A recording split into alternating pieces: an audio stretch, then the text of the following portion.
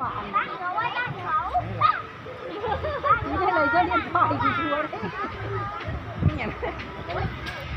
Bố ơi. Mẹ này. Đừng có thò tay vào nhá.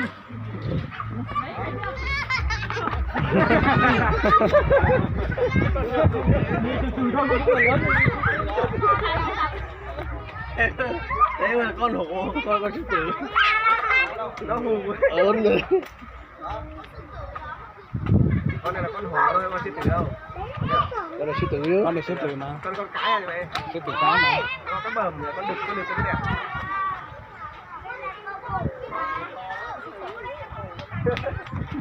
Ồ, hơi hồn luôn. Hổ với gì vậy? Trong anh có.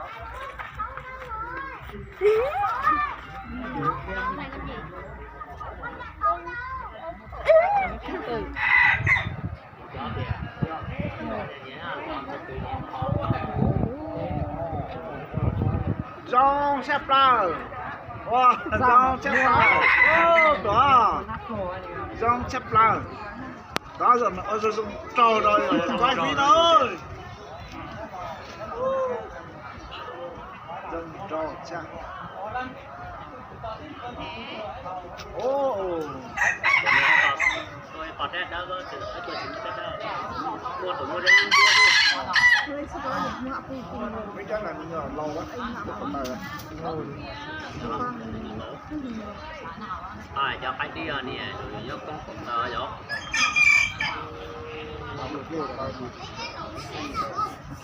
Trong mình nhấp thì ok chỉ có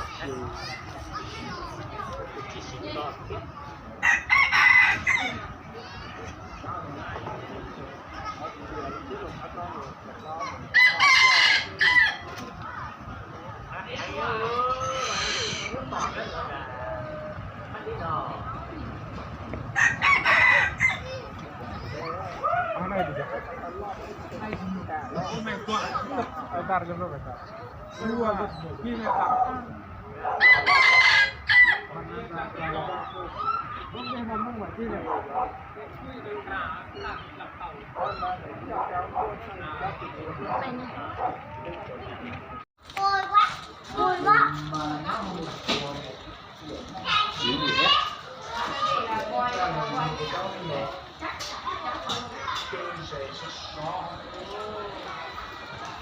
Nhìn má này tao nhá cho ôi tụi nhìn nhau cô cũng đọc có một trời ơi má của nó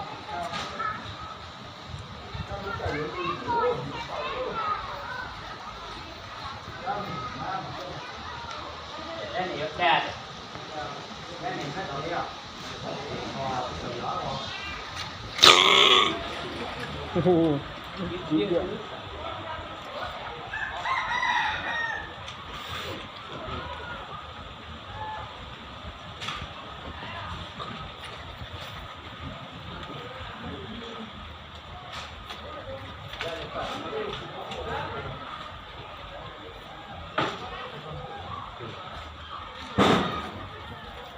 con này to rồi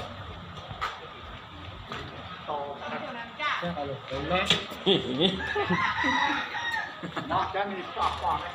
Giống này có con người giống này nó to mà. Còn này cái này nhóc không còn yếu ra này.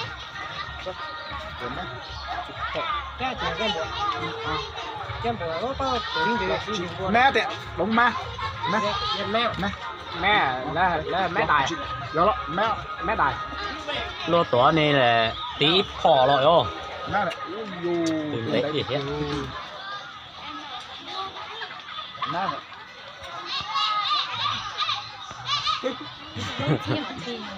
Mét đài à? Cái này mét đài à?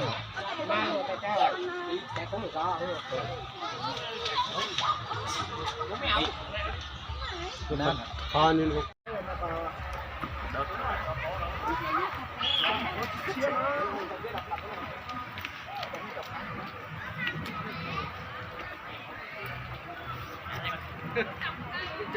Đây lẽ là mấy cái con này nè.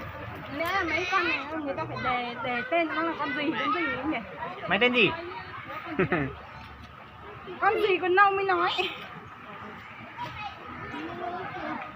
Con này con gì ấy? Cười cái em ơi. Hình như là con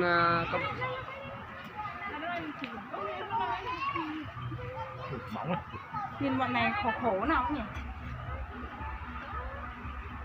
Nhìn bọn này khổ khổ nào ấy. Nhìn chán đời. Lúc nào được đi chơi giống mình, quay lại con. Lúc nào được đi chơi giống mình. Quay lại. Mình đi. vâng cái kia. Đi khắp nơi nó đâu có được đi. Dạ ơi. Ừ. Quay đây nè.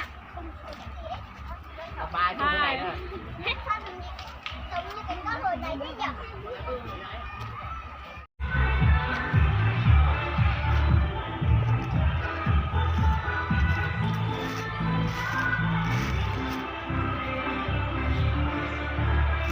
Sẽ có lọt đó.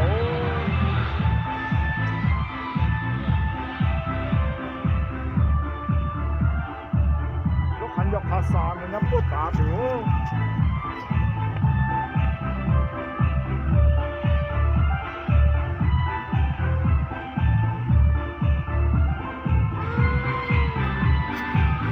Điều này con sẽ lúc này có chỉ giỏ nữa đó. Con sẽ non tông cái này.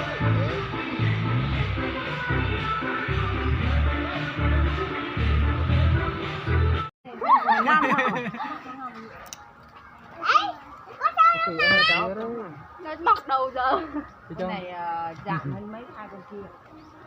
Thế rồi. mấy cái gì đưa Đa mì khi uống qua đây. Anh chú thử cái hạt này này. Đấy bắt đầu đưa tay rồi. Đây. Bấm vài ấm về Biết. À. Thế giờ giỏi à? Cái này có nó biết đấy. Nhưng cho nó ăn không? Để cho em nè. Một cái kẹo ngọt cho nó ăn liền. À. Đưa đâu? Đến tên nhà đẹp không phải cho nó học đâu thôi. Cho nó có việc gì đâu. Cả tay ba nữa, cả hai tay. Thế này. Nó có việc gì đâu mà Nó chỉ cần nói nó không cắn đâu. nó có Đâu. đó. Đấy, nó không ăn gì đâu mà. Giỏi à? Đấy. Nó nhai nó nuốt cả hạt luôn. Thích cái đấy. Cả vỏ năm viết không ăn nhỉ? À, cái cắn kìa, ui giỏi vậy. Lại gần nữa. Nó sợ nó vào đấy. Con chia. Nhìn đầu tí tí à?